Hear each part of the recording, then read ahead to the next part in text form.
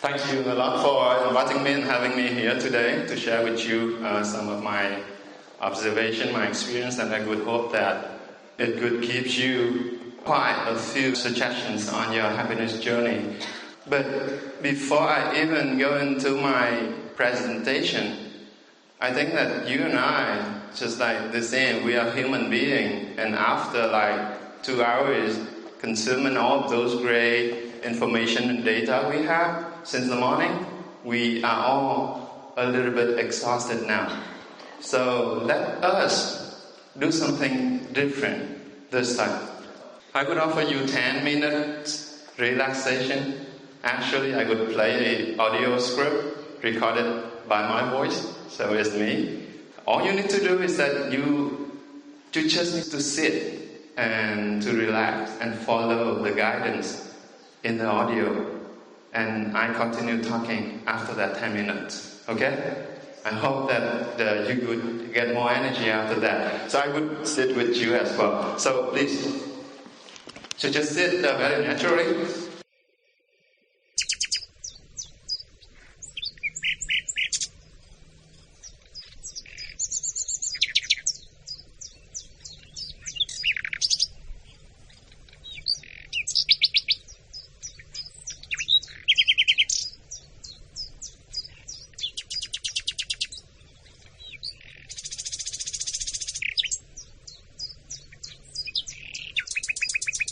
Let us get started. Sit really comfortably. Pick a comfortable leg position for yourself. Keep your back straight,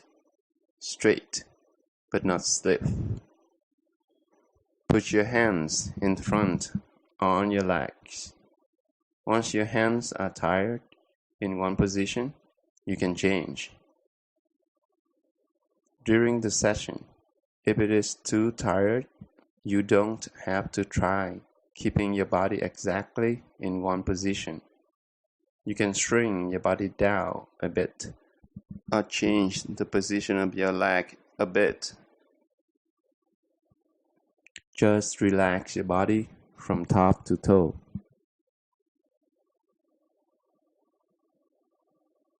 During the sitting, your mind is completely connected to your body at this place, here and now.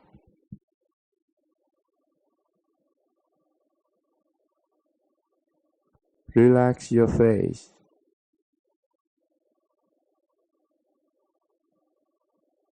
Let your face softening. Then scan down your body to shoulder and chest. Relax the muscles at shoulders and chest. Let your shoulders drop down naturally. Relax and drop your arms down. Soften your arms. Let your mind be with your arms.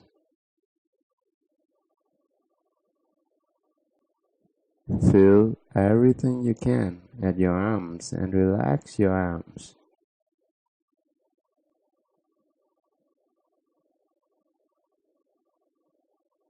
Scan slowly down from your chest to stomach.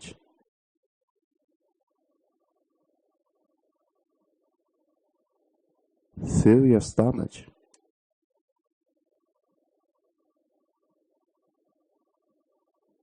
Feel the breathing.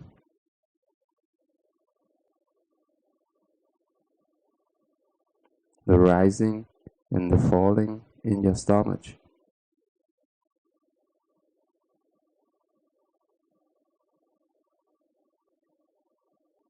Scan slowly down to the hips, legs, knees, foot, toes, feeling the existing of the legs.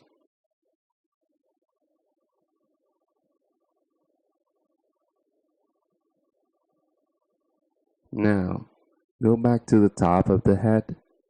Scan the back side of your body. Relax your neck. Relax the muscles at the neck.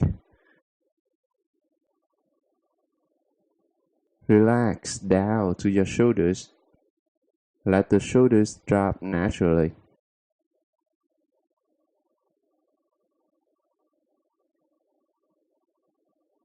Scan the whole of your backbone from top to bottom. Let all parts of your back relax. Let it be soft. Let it be up straight in the most natural and the most comfortable manner.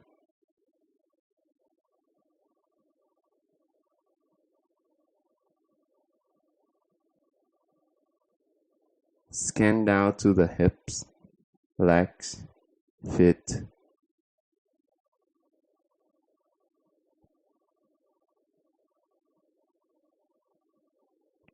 Now, continue another round of relaxation. Back to the top of the head. Relax your face, forehead, eyes, cheeks, and chin.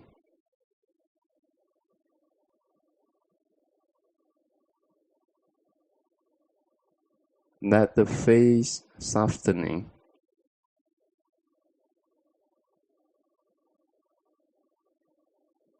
Pay attention to feel and relax the face.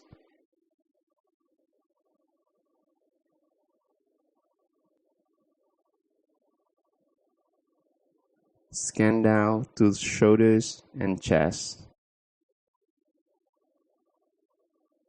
Feel the shoulders and chest. Relax.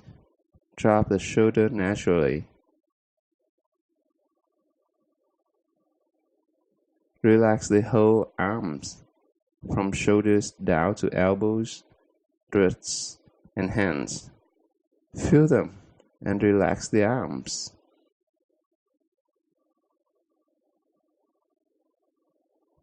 Let the hands rest naturally and relax the hands.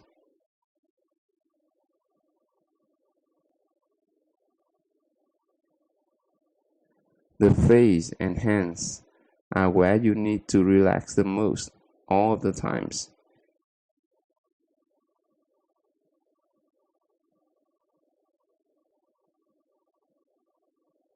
Scan down from the chest to stomach.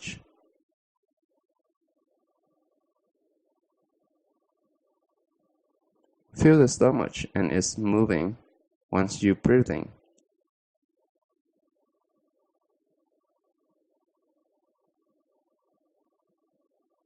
Connect your mind to the stomach.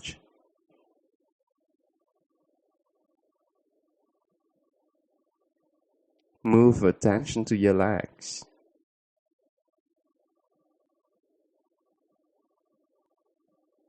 Feel everything at your legs. Now feel your whole body. The sitting position of the whole body. And continue to relax.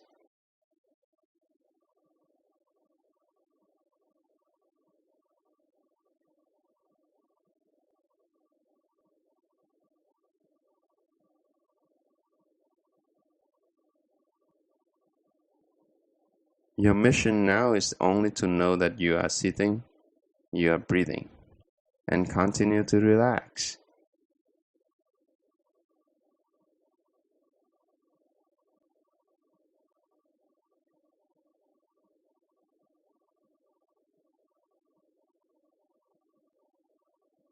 Relax your face and your arms.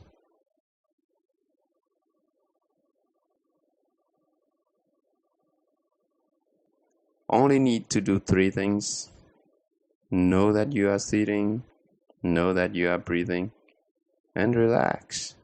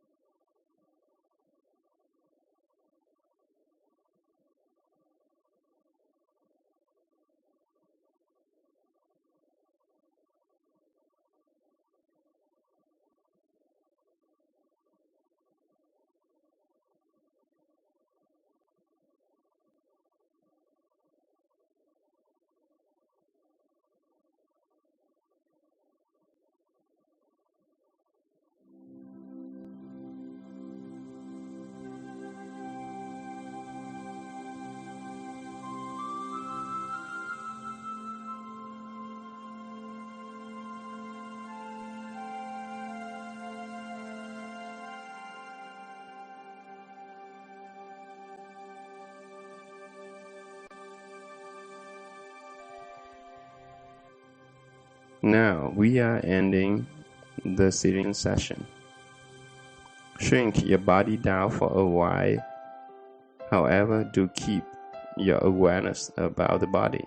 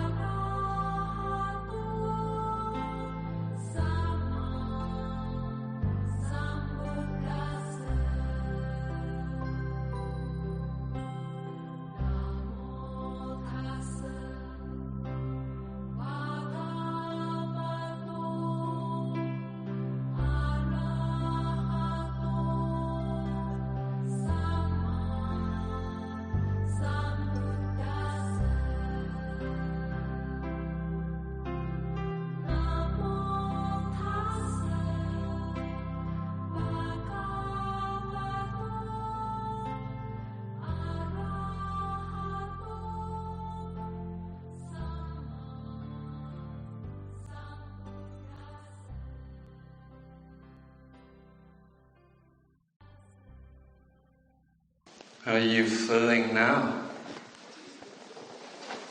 More energy? Yes or no? You want to do it more? Alright, so that's the 10-minute relaxation. And I think that all of us, many times, need that shutdown moment. Like in the Microsoft Windows operating system, right? In your laptop, many times that it just suddenly hang. You cannot do anything until the point that you press the button to do a hard reset. And we are just like that. We don't have enough time to do self-cleaning in our mind. And up to the point that we cannot do anything until we do that hard reset. And if you know how to refresh yourself regularly, I believe that you don't have to do hard reset. But many of us would need that. And that's one of the techniques that I would suggest you to start feeling, to start experiencing. This is my life up to now. I divided my career into 10 years window. So the first 10 years is me, right here. In the first 10 years, I'm doing software developers, business analyst, service manager, up to the point that I'm leading a group of software service delivery. We have around 250 people. And then that's the very first 10 years. So the next 10 years, I call myself as an entrepreneur, meaning that I want to found companies and make it become successful. And in my dream, I thought that I can do it like 2 companies. But in fact, in reality, I can only do 1. That's the company that I'm currently working for under the role of advisor. And then that one company in the last 10 years, we grow from 0 to 1,000 people. We're famous in our field, IT service in Vietnam. We are the top 5 company in Vietnam. And then that's the end of my journey in the second 10 year in February this year. So early this year, I resigned from the managing director position for my company to go on for the next journey, which I call it happiness pursuer. It's right here. And I would do more on the sharing, on the writing, and to go on with my journey to find my own happiness. And if I can be that successful in the next 10 years, I don't think that I need another 10 years. Because I believe that you and I, we are the same, that we are looking for happiness. Right? Every one of us, whatever we do, At the end of the day, at the end of our life, if we are not happy, then that doesn't matter what you do. We are looking for happiness. And then if I can be that successful in the current 10 years, which is I just started it, then I don't think I need another 10 years. The content for today's presentation actually is the content, part of the content of my book, my very first book that I'm working on, and it's a lot. It can take me like 5 hours a day to talk about the content, but then because I only have like 30 minutes, so I need to really compress it down to the content today. Okay, so certainly all of us want to look for happiness. But I was shocked one day when my monk teacher coming into our office actually, and he shared that why everyone's looking for happiness, then most of us fail in doing that. I was shocked when hearing that, and here's the explanation. In all the movies, or it may happen already in your life, your family, is that when people start to get to the last minute of their life, usually they would share that I wish if I can live more, I would change that, I would do that. Meaning that even at the end of their life, they haven't found the real happiness yet. And that's why my Buddhist monk, he shared that most of us, we fail finding our happiness. And then the other things that I want to share with you today is in the old story of a fisherman. The story goes like this. One day on the beach, there's a CEO of the big company. After the long day meeting, then he finds himself a lot of window that he can really relax. Going down to the beach of the resort, which is beautiful, then you can imagine like Phuket Marriott, JW, or something like that. And on the way down to the beach, wandering around, he saw a fisherman laying down on the beach, very relaxed, like with the umbrella and then with a bottle of beer, sipping it and think nothing, seems like that. He finds so interesting. So he came and then asked the guy, said, hey, so what do you do? The guy said that I'm a fisherman. And then so basically then what would you do every day? And I take the boat and go out, a small boat, go out to the sea, and then I fishing. And then I sell that for my living.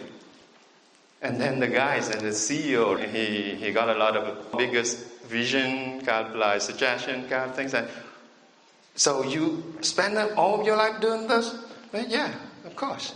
Then why don't you just like find money and buy a bigger boat? And the guy said, so what? So then you can go out to the sea. Then so what? So you catch more fish. And then so what? You sell for more money. And then what? And then you buy bigger boats, like steel boats. And you go into the far kind of like sea, and then you get more of the valuable fish, and then you get more money. And then what? And the CEO keep going on, and then you buy a fleet, a boat. So you have more money. And to do what? And then you have more money, and then you can have more time to relax in the beach like this. Look at what I'm doing now. Right? So the story reminds us that sometimes we go around and around and around, but actually what we're looking for is right here, right now. You don't need to change or anything like that. And then that would be a great reminder of that start with the end in mind. I remember that is from 7 Habits. All right. Even worse. Every one of us here, HR background, we all know about Maslow model, right? The updated one. Right? Battery. We are very aware of the level of battery of our phone, right? Whenever you come into the hotel, we come back home, and we find that, well, I only have 10% left. So, but we are not aware of the level of our energy in the body. That's very dangerous. That's very dangerous. The other story I can share with you is that when I was like 39, in one morning when I wake up, I do my brushing, tea kind of things, and suddenly I heard a very large sob inside my body, in that part, this part, the lower back, and I collapsed. Actually, I cannot move after that. And in the next, like following 3 to 4 days, I got diagnosed with the issue with the lower back pain. And basically every morning I just wake up and looking at the ceiling, thinking about America. In the Vietnamese, the American dream, right? So why I'm here? Why so soon for me? I'm only 39, and then I have to stay here when my wife I wake up and go to work, and then my kids are going to school and they waving goodbye. Then why I have to be here? That actually give me a lot of things that I need to think about. And most of the things that I will share with you coming from that moment. So what is really happiness? What is that? I believe that each one of us is so much different. We're coming from different background, different industry, different countries as well, culture, everything. So we have our own definition of happiness. And that definition, I think, it would be changing over time. When you were young, you think that if you get this, you could be that happy. If you get older, then you would have the different goals to make you happy. People like me, then now, I think that I would look forward to have a great health. That's very important, rather than a lot of money. Money is good. But there's one sentence from Dalai Lama. He taught us that people spend all of the young age, all of the health to earn money, and then spend all of the money they earn to fix the health. Be careful with that. Be careful with that. And we become locked into that trap each and every time. So happiness for me currently is a mental state, actually. This is the common definition for everyone, I would say. That's just a mental state happening in here, or for me, it's in here. And the thing is that mental state meaning that it's not lasting for very long. So the thing is that you want to have more and more happy mental state going on. So that's the journey that I would say we're working on that for the rest of the life. Actually, it's not just like right here, right now, but it's a journey. And I call my first book is the Happiness Journey 1.0. I'm a software person, so I put it versioning like 1.0. I can go back and update it into like 2.0 10 years later on with the things that I learned during the journey. So basically it's a mental state and it's happening in here, but it's so much different for everyone. And then I learned the story like this from a very famous monk called Ajahn Brahm. Maybe some of you already know him. He's very famous. He's living now in the western of Australia. And he has a very good sense of humor for whatever the joke that he would deliver. So one of the stories he shares is like this. In the class, the teacher asked the students, they are all like the third grade, fourth grade, they're very small. And then the teacher asked that, what is the biggest thing in this world? There's one boy and really raised his hands around, hey, my daddy is the biggest one in the world. And the other kid, don't agree. He said that the mountain, Everest, is the biggest thing in the world. And there come the third one. Very, very small voice, lower voice, but then he suggested that the eyes. Why is the eyes? If the daddy is the biggest one, if the mountain is the biggest one, it's all contained in our eyes. We see all of them. And then that's why the eye is the biggest thing for that boy. And actually, That is really critical, really important. It's not the eye as well. We have 6 senses. We have the eyes, we have the ear, we have the nose, we have the tongue, and then we have the body as well, the feelings, the sensation. We have our thinking, our brain. Those are the things that we really see the world. The world out there is not real. It's real, but it's not real because it's got that gaze to block and to have the brain like processing all the data from the looking, from the hearing, from the tasting, from the feeling, and interpret the world into our own kind of thinking. So the world out there, although it is real, it is not real because that filter. That can tell a lot about happiness. Happiness is just like go into the movie and then some guy said that this one is a great movie, and the other guy said that no, that's a really sad movie. Why is that? The movie is nothing wrong with the movie. It's just the perception. And happy or not happy, being happy or not happy is the mental state. And then that's when you have to work with your brain, with your mind. It's not anywhere else. That's the thing. And then the question I would suggest you would challenge each of you in this room to answer is that what would make you happy? That's the question that you need to ask yourself. What would make you happy? Do you have the answer? I even post a survey on my website, personal website, to ask for that question and just to collect information to see different definitions actually.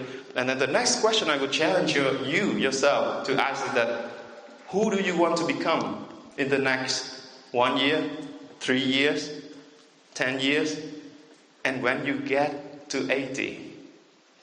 What is that? What do you want to become? And for whatever you do, I do hope that it's aligned with that. Otherwise, one day, then you want something, but you get the other thing. You don't live your life, you live others' life. Right? If you can have that answer, the great thing is that you start to see a lot of people, a lot of knowledge that can help you to get there. That the law of attraction that you can search for on YouTube, and the law of attraction, you can see a lot of movies, video about that, right? It's just like when you buy a Ford Escape, right, the car, then suddenly you see on the street a lot of Ford Escape. It's not that more Ford Escape would be on the street. It's just because of you now know Ford Escape, and then you become familiar with that, right? You spot it out. Hey, here's another Ford Escape. Here's another Ford Escape, right? Right, so happiness is mental state, and that's the question you need to ask, and then that's a journey for you to validate your answer. When you get to the goal you think that you need to get to the point that you are happy, then feeling for yourself if it is happy or not. Most of the time it's not. Then you have to change. Right? You have to change for the better, and then you go back to the validation process until you go away from this life. And I do hope that at that moment, then you don't have that wish. You already do what you need to do in this life, and you have no regret. That's the thing I would hope. I learned this one from a book called The 5 Elements and How to Measure Your Life. And depression has become the second cause for the death by 2020. That's real. So today we're talking about well-being. I all agree with that. Financial well-being and everything well-being. And so that's why.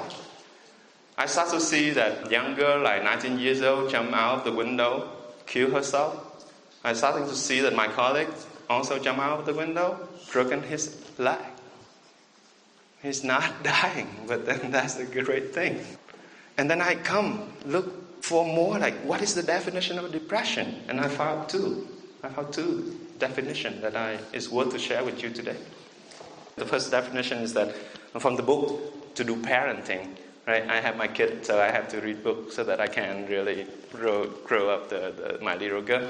And then in that book, then the definition is like this: depression is something is the fear and the worry that you maintain in your body and your mind, but you don't have a solution for a long time. You keep maintaining that.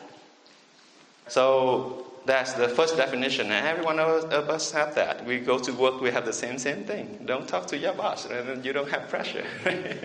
The second definition is that our thinking, our thoughts, control us.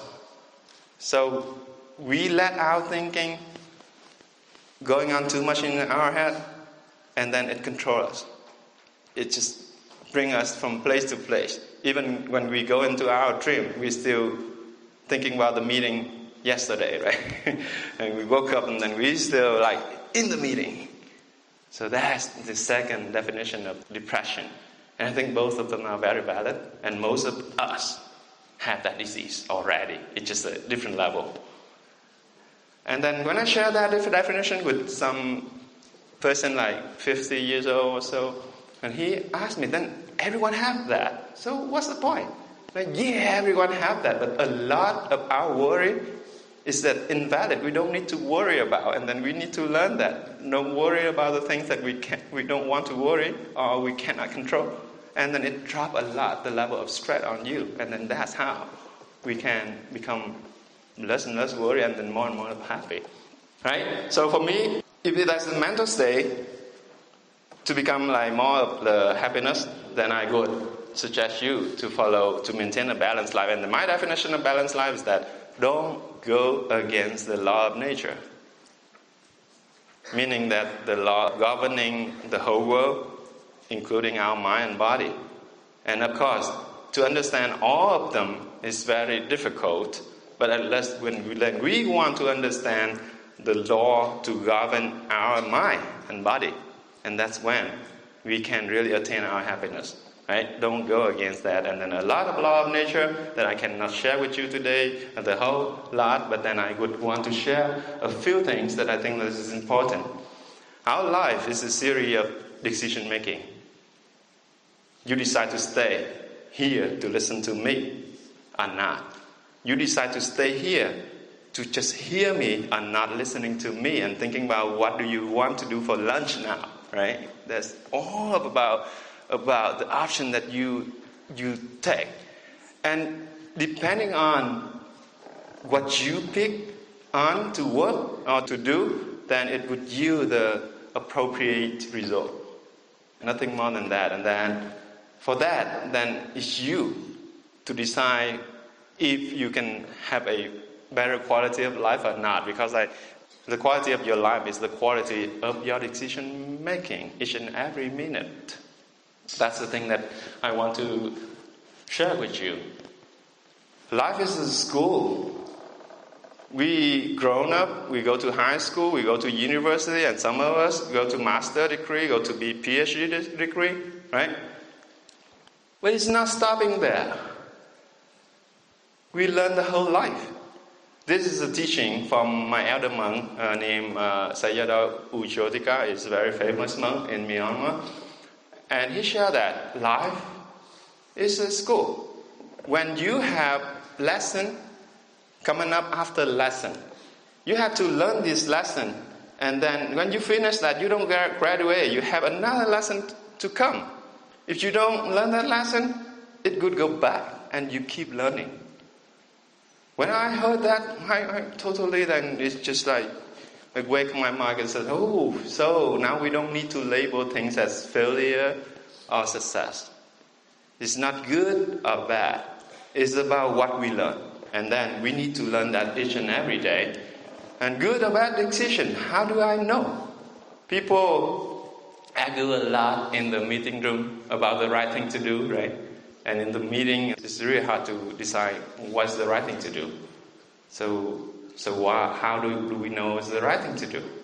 And the good thing is that you don't have to really argue. You can feel it right here in your heart. If you do something that's harmful to yourself and your company, it would be alarming right here. And you will see it right away. You don't have to really use a lot of data. And then he's the elder monk that I mentioned before, is that he teaches that you can only rise as high as your self-esteem, meaning your self-respect. You respect others, you respect you.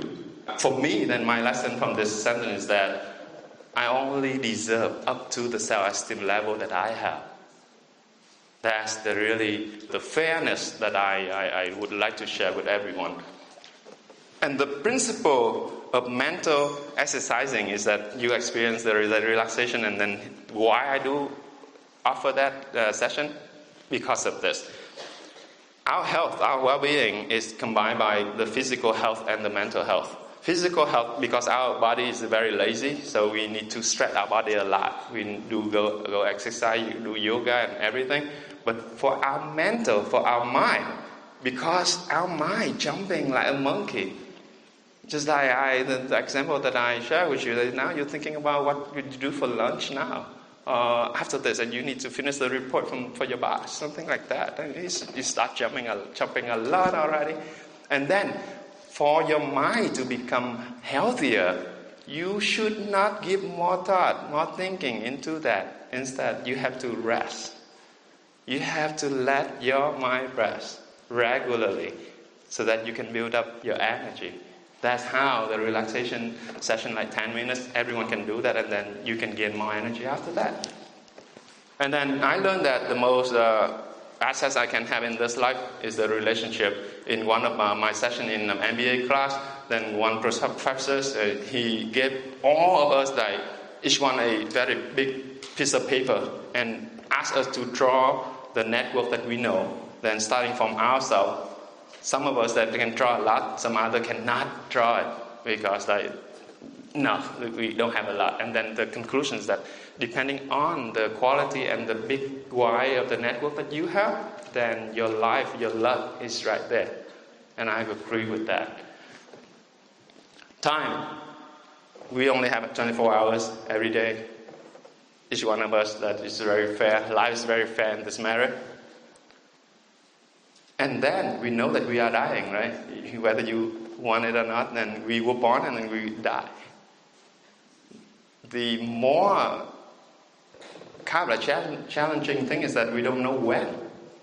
How can I be sure that I would be living tomorrow?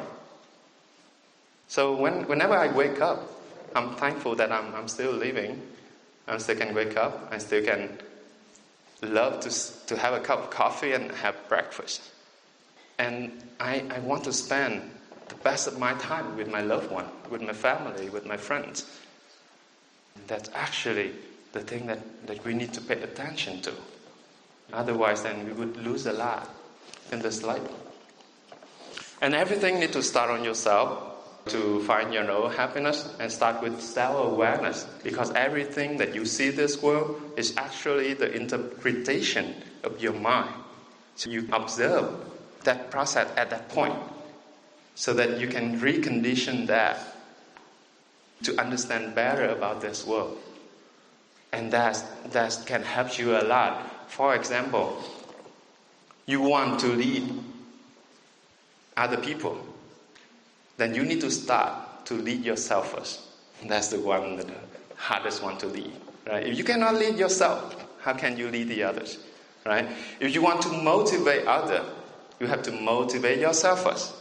You have to understand the motivational kind of like theory to work for yourself, and then after that you can see other people just about the same. But then you start with you. You want to communicate with others, then you have to communicate well with yourself first. Who is the guy looking in the mirror in the morning and said that, oh, today I look good and then I want to go to work? Who is that guy? So everything needs to start with yourself first.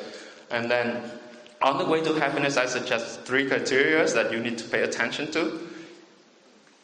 First thing is that you get more mature if you can get simpler.